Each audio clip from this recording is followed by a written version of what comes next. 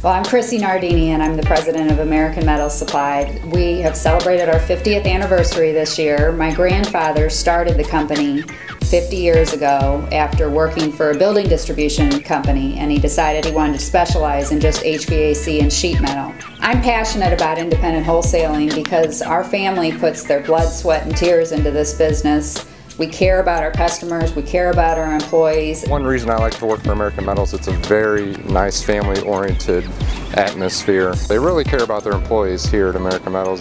Very well-run company. We thrive on seeing the success every day. We want to grow, we want to be the best in our marketplace, and we're committed to delivering the best to everyone.